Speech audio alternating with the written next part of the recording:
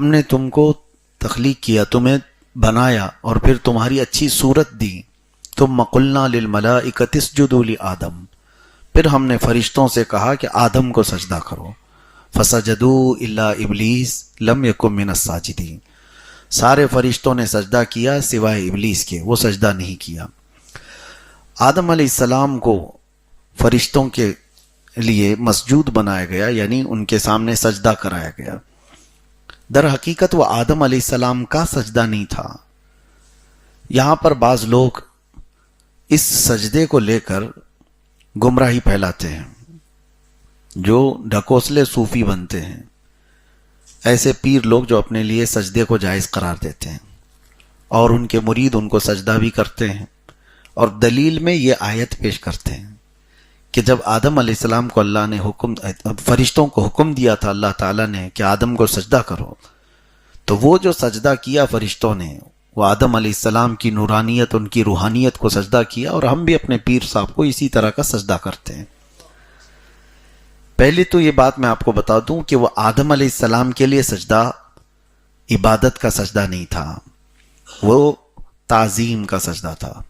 اور تعظیم کا سجدہ بھی آدم علیہ السلام کی شریعت میں تھا، پچھلی شریعتوں میں جائز تھا، لیکن امت محمدیہ کے لیے تعظیم کا سجدہ بھی حرام ہے.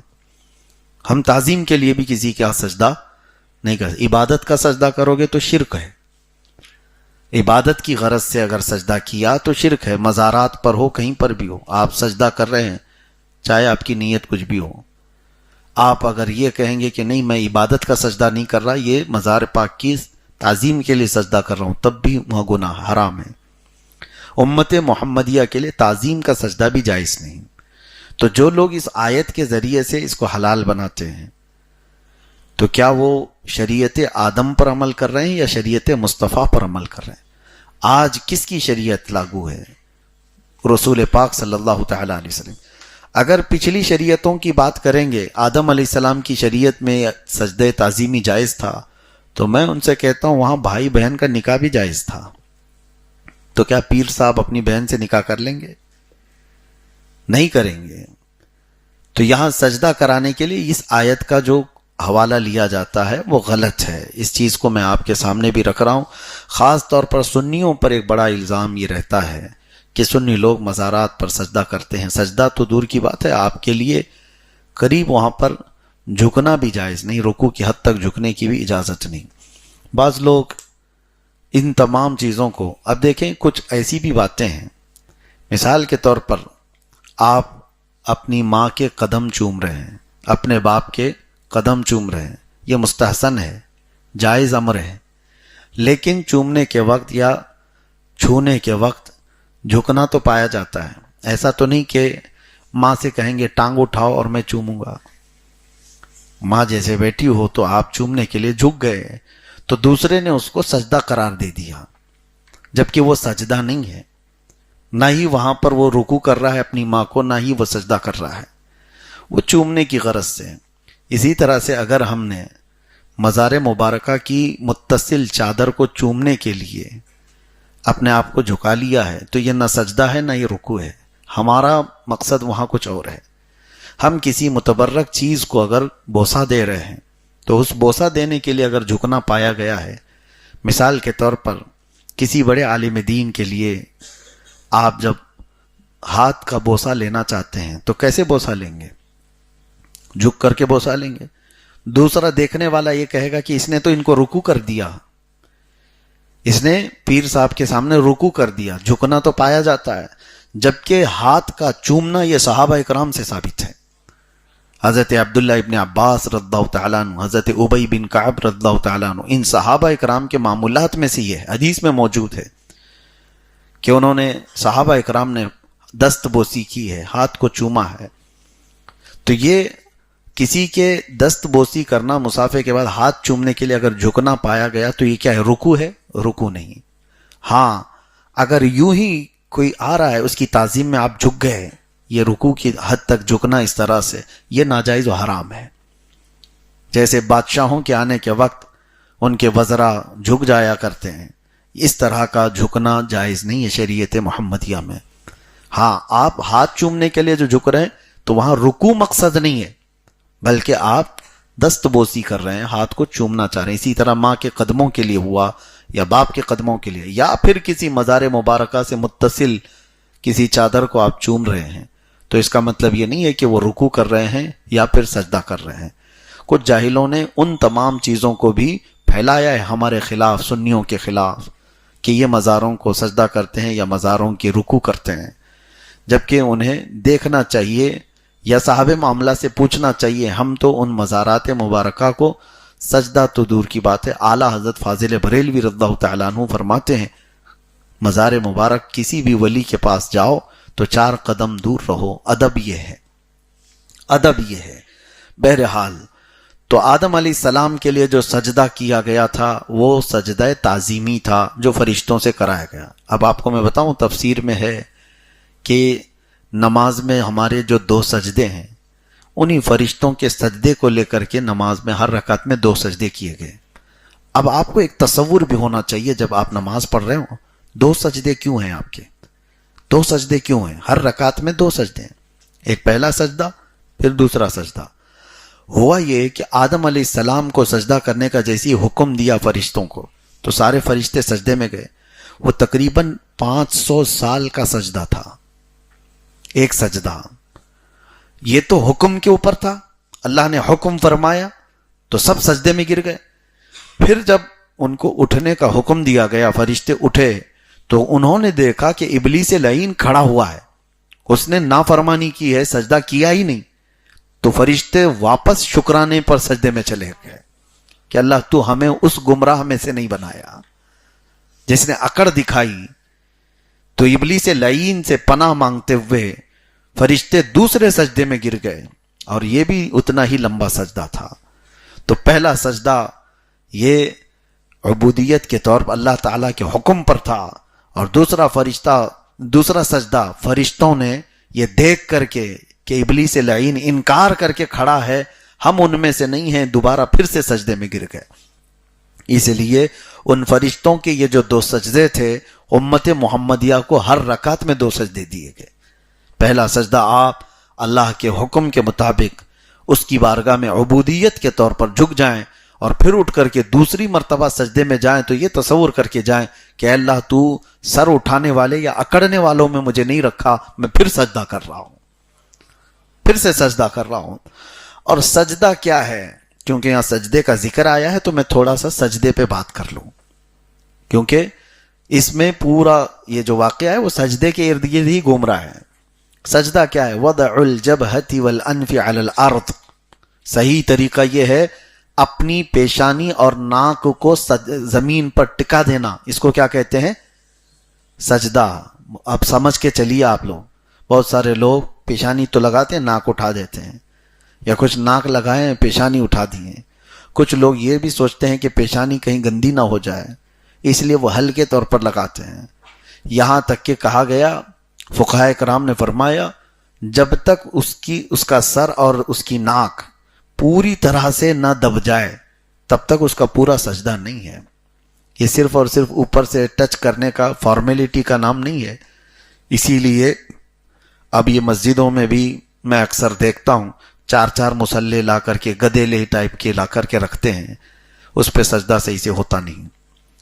میں تو اس کا عادی نہیں ہوں، لیکن موٹے موٹے قالین اور اس کے نیچے بھی بہت کچھ فوم ڈالنا ٹھیک ہے، نرم رہنے کی عادت، لیکن جب سجدہ آپ کرتے ہیں تو نہ آپ کی ناک اور نہ ہی آپ کی پیشانی زمین تک جاتی ہے.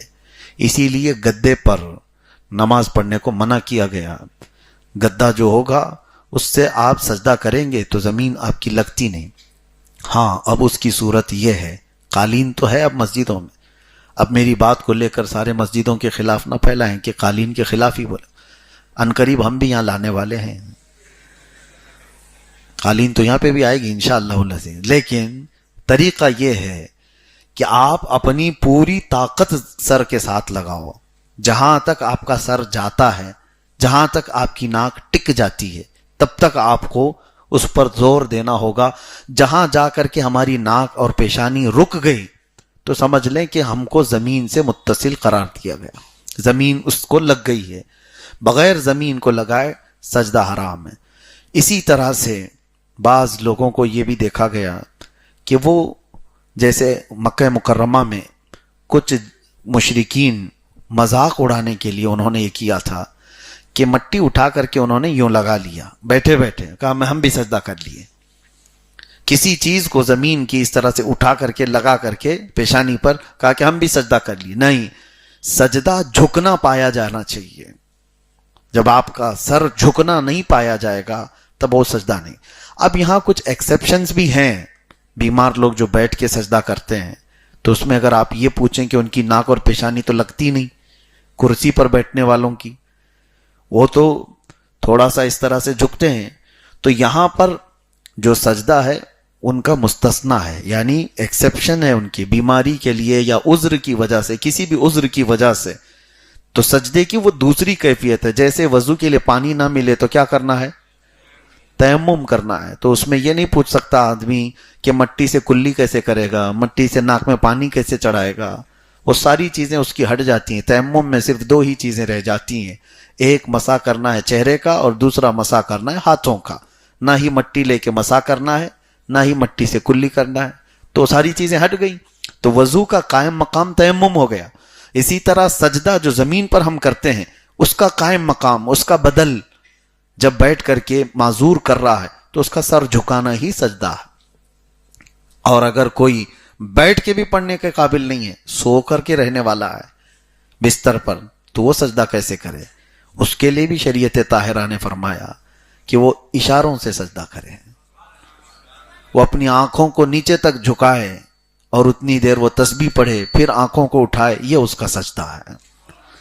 معاف تو نہیں ہے آپ کو آخری دم تک. ہاں، سجدے سے نہیں چھٹکارا ہے. اور کیوں چھٹکارا چاہتے ہو؟ یہ ایک سجدہ جسے تو گراں سمجھتا ہے، ہزار سجدوں سے دیتا ہے آدمی کو نجات. اقبال نے کیا بہترین بات کہی ہے. مطلب سمجھتے ہو، یہ ایک سجدہ اللہ تعالیٰ کی بارگاہ میں جس کو تم بوجھل سمجھ رہے ہو، بھاری سمجھ رہے ہو، ہر جگہ جھکنے سے بچا لیتا ہے. ہزار سجدوں سے دیتا ہے آدمی کو نجات. مطلب کیا ہے؟ ادھر ادھر جتنی جگہ تم جھکتے ہو، اللہ کا یہ سجدہ تمہیں ہر جگہ جھکنے سے بچا لے گا. تو یہ سجدے کے متعلق اور کچھ باتیں آپ کے سامنے عرض کروں. مسائل شرعیہ میں بہت سارے لوگوں کے سجدے صحیح طریقے کے ہوتے نہیں، اس کے لیے مجھے یہاں بات کرنی ہے. پہلے اللہ کے نبی صلی اللہ تعالی علیہ وسلم کا سجدہ کیسا تھا، یہ صحابہ اکرام نے ہمارے سامنے نقل کر کے بتا دیا. حضور پاک صلی اللہ تعالی علیہ وسلم جب سجدے میں جاتے تو پہلے آپ کے گھٹنے لگتے، پھر آپ کے دونوں ہاتھ زمین پر ہوتے، پھر آپ کی ناک، پھر آپ کی پیشانی اس طرح سے لگتی. یہ سجدے کی کیفیت ہوتی. سجدے کے اندر کتنی چیزیں لگتی ہیں آپ کو اندازہ ہے؟ کتنی چیزیں ہمارے جسم کے جو اعضاء ہیں وہ کتنی چیزیں لگنی چاہیے؟ اندازہ ہے آپ کو؟ پیشانی، ناک، دونوں ہاتھ، دونوں گھٹنے اور پیروں کی پوری انگلیاں. اگر انگلی کو الگ الگ کاؤنٹ کرو گے تو زیادہ ہو جائیں گے.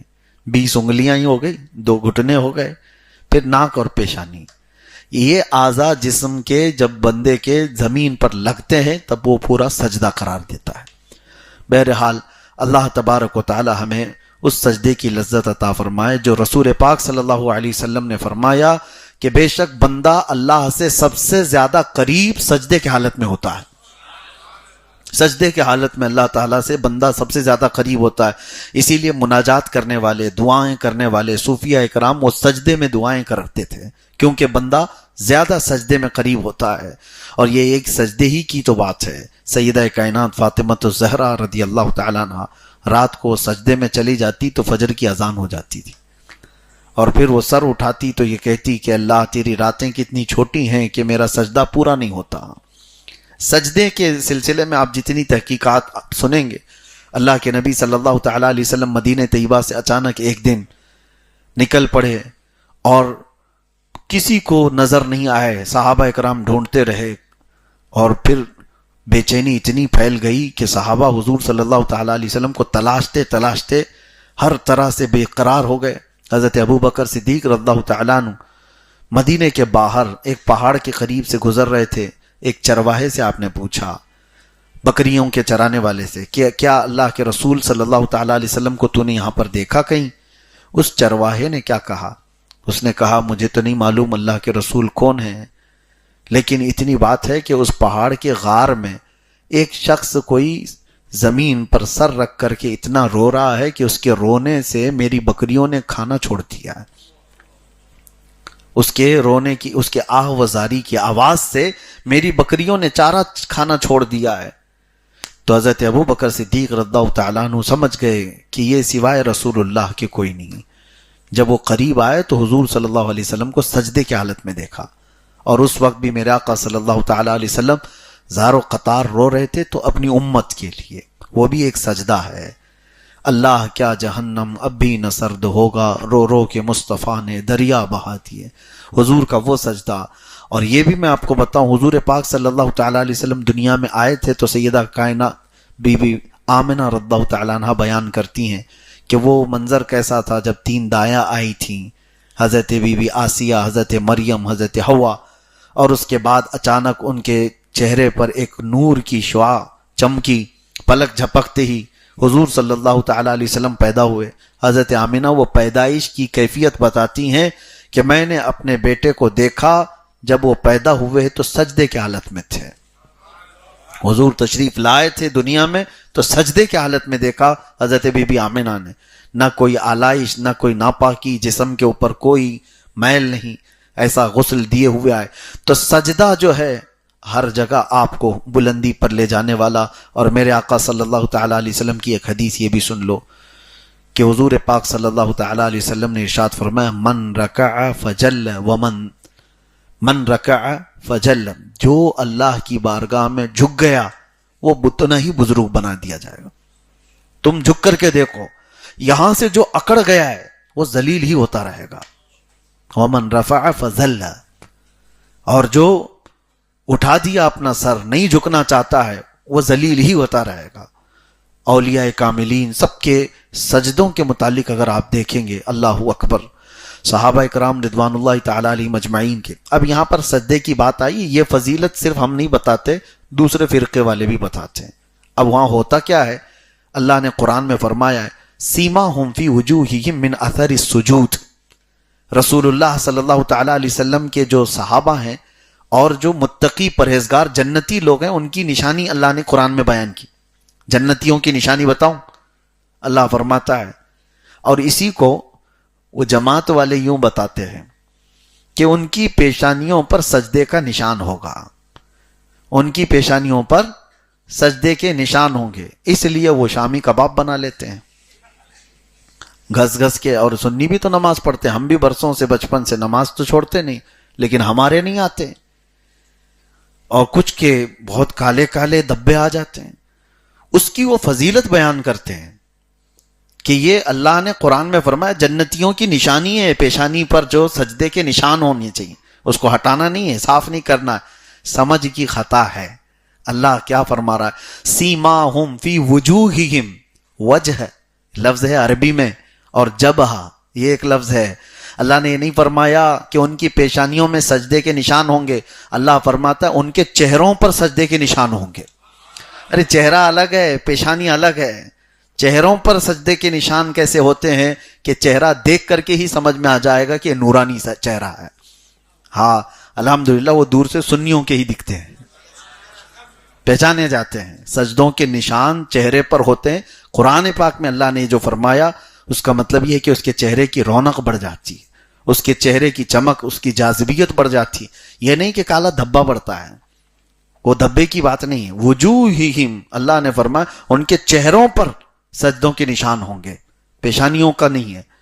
بہرحال تو جہاں جہاں یہ سجدے کا ذکر آیا، اللہ تبارک و تعالیٰ نے اس کی فضیلت بیان فرمائی۔ اور شیطان کو دیکھیں مردود قرار دیا گیا، ابلیس کو مردود قرار دیا گیا، کس وجہ سے؟ سجدہ نہیں کرنے کی وجہ سے۔ سجدے سے انکار کیا ہے تو شیطان بن گیا ہے۔ تو آپ اندازہ کرو، جو سجدے سے بھاگتا ہے وہ شیطان کے ساتھ جاتا ہے، جو سجدے سے بھاگتا ہے وہ شیطان کے پاس جاتا ہے۔ مجھے یاد ہے ایک بات، ایک کینسر ہاسپٹل میں گیا تھا کافی سال پہلے، اپنے نوجوانوں کے ساتھ تیمارداری کے لیے، عیادت کے لیے ہم جایا کرتے تھے۔ تو وہاں مریضوں کو ہم دیکھتے ہیں، اور میں نوجوانوں سے یہ کہتا کہ آپ لوگ ساتھ چلو، دیکھو کینسر میں کیسے کیسے لوگ مبتلا ہیں، ان کے جسموں کو دیکھ کر کبھی اپنے آپ کو شکر بھی بناؤ کہ اللہ تعالیٰ نے صحت رکھا ہے، اور اس بیماری سے پناہ بھی مانگو کہ اللہ ایسی بیماریاں نہ دے تاکہ تمہاری عیاشی ختم ہو جائے، اور دیکھو تو صحیح۔ تو اس وقت مجھے یاد ہے آج تک 40-45 سال کی عمر کا ایک مرد ہوگا بستر پر پڑا ہوا، اور اس کی گردن میں بڑی پھوڑی تھی جس سے کنٹینیو خون اور پیپ نکلتا ہی رہتا تھا، اور تکیہ خراب ہوتا رہتا۔ جب ہم گئے تو کئی دنوں سے اس کینسر کے مرض میں مبتلا ہے۔ وہ رونے لگا، کہا کہ دعا کر دیجئے، سب کے لیے دعا کر ہی رہے تھے۔ اس نے ایک جملہ کہا کہ حضرت اتنی دعا کر دیجئے، بہت شدت سے خواہش ہوتی ہے کہ سر اٹھا کر کے ایک بار سجدہ کروں، لیکن اب میں سجدہ کر نہیں سکتا، سجدہ کرنے کی طاقت ہی نہیں ہے۔ سر اس طرح سے جام کر دیا گیا ہے کینسر کی بیماری میں کہ وہ تکیے سے اپنا سر نہیں اٹھا پاتا۔ اس دن دیکھ کر کے پورے جسم کے رونگٹے کھڑے ہو گئے کہ اللہ نے جن کو طاقت دی ہے، قوت دی ہے، وہ سجدے سے بھاگ رہے ہیں۔ تمہاری گردنیں سلامت ہے، تمہاری پیشانیاں سلامت ہے، اور اللہ تبارک و تعالیٰ کی دی ہوئی یہ صحت برقرار ہے، اور تم اسی لیے یہ ایک سجدہ جسے تم گراں سمجھتے ہو، بھاری سمجھتے ہو، اور پھر کل قیامت کے دن یہ سجدہ تمہارے لیے بھاری پڑ جائے گا۔ جو نہیں کرنا، نہیں کیا، وہ بھاری پڑ جائے گا۔ اسی لیے کہا گیا جو ان سجدوں کے حساب میں نکل گیا وہ باقی معاملات میں بھی نکل جائے گا، اور جو اس میں پھنس گیا وہ بہت لمبا پھنسے گا۔ اپنی نمازیں کمپلیٹ کر لو اس سے پہلے کہ لوگ تمہاری نماز پڑھتے ہیں۔ اور ایک بات میں آپ کو بتاؤں، بہت تعجب کی ہے، آپ کو زندگی بھر کہا گیا ہے کہ سجدہ کر لو، ہر نماز میں، فجر میں، ظہر میں، عصر میں، مغرب میں، عشاء میں، جمعہ میں، سب نمازوں میں آپ کو کیا کہا گیا ہے؟ رکوع بھی ہے، سجدہ بھی ہے۔ مرنے کے بعد جس کی نماز پڑھی جاتی ہے، جنازے کی نماز میں سجدہ ہے؟ نہیں ہے۔ جنازے کی نماز میں اب سجدہ نہیں ہے، یہ بتایا جاتا ہے کہ تیرے سجدے کا وقت ختم ہو گیا، سجدہ کرنے کا جو تجھے وقت ملا تھا وہ زندگی میں تھا، مرنے کے بعد جو نماز پڑھی جا رہی اس میں بھی سجدہ نہیں ہے۔ اور اس کی ایک وجہ یہ بھی ہے کہ جنازہ سامنے ہے تو کہیں لوگ یہ نہ سمجھیں کہ اس کی عبادت کر رہے ہیں ہم جنازے کی، نہیں۔ میرے عزیزو، سجدے کا ذکر اس پورے پارے میں کثرت سے ہے، اس کی وجہ سے میں نے اس باتوں کو آپ کے سامنے رکھا۔ باقی بہت ساری آیات بینات اللہ تبارک و تعالیٰ نے اس میں ہماری ہدایت کے لیے بیان فرمائی۔ قرآن پاک میں آدم علیہ السلام کے متعلق اللہ فرماتا ہے شیطان نے ان کو یہ وسوسہ ڈالا تھا، کیا کہہ کر کے کہ اللہ نے جس درخت کا پھل کھانے کو آپ کو منع کیا ہے، کیوں جانتے ہو؟ اس لیے کہ الا ان تکونا ملکین او تکونا من الخالدین، کہ تم دونوں فرشتے بن جاؤ گے یا ہمیشہ جنت میں رہ جاؤ گے، اس لیے تم کو منع کیا گیا ہے۔ کھا لو گے تو ہمیشہ رہ جاؤ گے یا فرشتے بن جاؤ گے۔ تو انہیں یہ لگا کہ ہم کو شاید اس لیے روکا گیا ہے، ہم کھا لیتے ہیں تاکہ جنت ہماری ہمیشہ کی ہو جائے۔ کھا لیا انہیں۔ فلما ذاق الشجرۃ بدت لہما سوآتہما، اللہ قرآن میں فرماتا ہے جیسی انہوں نے چکھا ان کے جسم کے کپڑے اتار لیے گئے، جنت سے ساری چیزیں اتار دی گئی۔ اور پھر اللہ تعالیٰ نے فرمایا قال اہبطوا بعضکم لبعض عدو ولکم فی الارض مستقر ومتاع الی حین، اترو اب زمین پر۔ آدم علیہ السلام کو سرندیب پہاڑ پر، اور حضرت حوا کو جدہ شہر جو مکہ سعودی عرب کا آج شہر ہے، جدہ کہتے ہی ہیں دادی کو، اور دادی کے نام سے ہی وہ شہر ہو گیا، وہاں انہیں اتارا گیا۔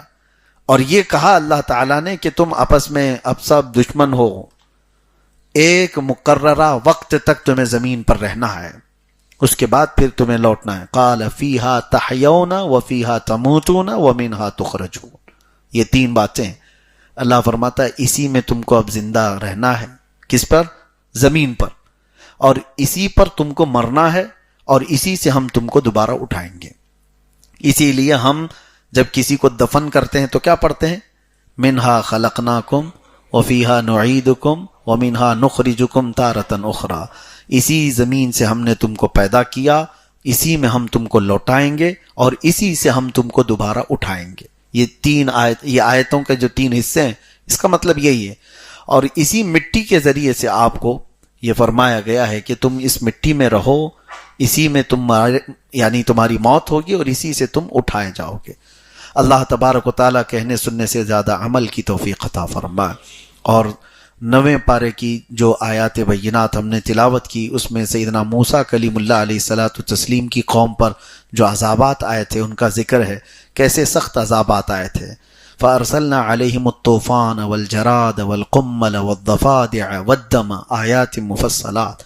اللہ فرماتا ہے ان پر کیا کیا عذاب آئے بتاتا ہوں۔ بنی اسرائیل یہ بڑی ڈھیٹ قوم تھی، موسیٰ علیہ السلام کی قوم، ان کو اللہ نے بہت نعمتیں بھی دی ہیں، جنتی کھانا اترتا تھا، اور جانتے ہو وہ جب چلتے تھے تو سورج سایہ کرتا تھا، سورج کے بادل سایہ کرتا تھا، اور جب ان کے ناخن بڑے ہو جائے تو خود بخود کٹتے تھے۔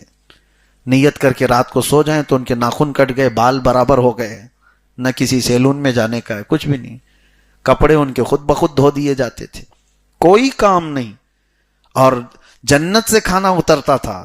ان ظالموں نے کیا کہا موسیٰ علیہ السلام سے کہ آپ اللہ سے دعا کریں کہ ہم کو بھاجی، ککڑی، پیاز، مولی یہ تو دے، یہ من و سلوہ کیا اترتا ہے روز؟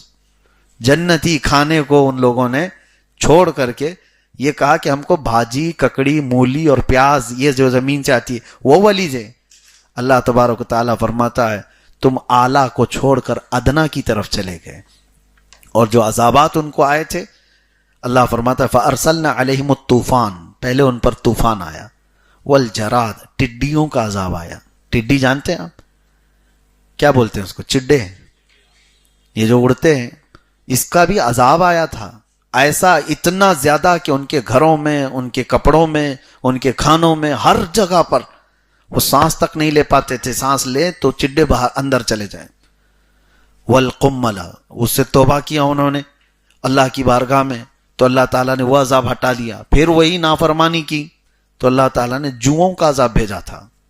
جوئیں جو ہے سر کی اتنی زیادہ ہو گئی کہ ان کے کھانے پانی ہر جگہ پر یہ چھوٹے چھوٹے چھوٹے جوؤں کا عذاب تھا۔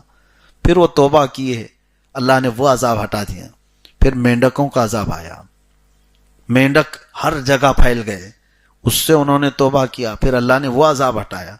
پھر اخیر میں آیا والدم، اور خون کا عذاب، خون ایسا کہ ان کا پورا پانی خون ہو گیا، کنویں خون سے بھرے ہوئے ہیں، جہاں سے کھودیں پانی ان کے لیے ہے ہی نہیں، خون ہی خون ہے۔ ہاں اس میں ایک بات تھی، تفسیر میں فرمایا گیا جو ایمان والے تھے ان کے کھانے اچھے تھے، وہ کھانا کھا رہے ہیں ٹھیک ہے، پانی پی رہے ہیں ان کا پانی بھی ٹھیک ہے، لیکن جتنے یہ بنی اسرائیلی فرعونی ہیں جو ناشکرے اور کافر ہیں، ان کے ہاں سب خون ہی خون ہے۔ تو وہ کیا کرتے؟ ایمان والوں کے پاس آتے اور کہتے تم اپنے ہاتھ سے کھلا دو، تو یہ ایمان والے اپنے ہاتھ سے جیسے ہی کھلاتے ان کے منہ میں ڈالتے جاتے ہی خون بن جاتا، ہاتھ لگنے کے دیر تک تو ٹھیک تھا، ان کے منہ میں جاتے ہی خون بن جاتا۔ پھر وہ بھوک کی شدت ان کی اتنی بڑھ گئی تھی، انہوں نے کہا کہ تم اپنے منہ میں پانی لو اور ہمارے منہ میں تھوکو تاکہ پانی تو ہمارے جسم میں آئے۔ تو ان لوگوں نے وہ بھی کیا، جیسے ہی کلی کرتے سامنے جاتے ہی ان کے منہ میں خون بن جاتا۔ یہ اللہ کا عذاب تھا۔ یہ 5 قسم کے عذابات آئے، اور پھر دعا انہوں نے کی، توبہ کی، اللہ تعالیٰ نے وہ بھی عذابات ہٹائے۔ وَدَّمَ آیات مفصلات، اللہ فرماتا ہے وَاسْتَكْبَرُوا، انہوں نے گھمنڈ کیا تھا، تکبر کیا تھا۔